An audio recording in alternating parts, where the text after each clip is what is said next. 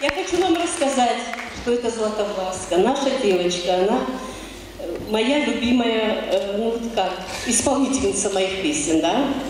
Она у нас золотой призер международного конкурса «Счастливая подкова». Она привезла нам золото в республику, 1 место, привезла 2 место с Черкесска 6 числа. Вероника Кутиева, я думаю, вы ее еще не раз услышите. Да. Спасибо, Вероника.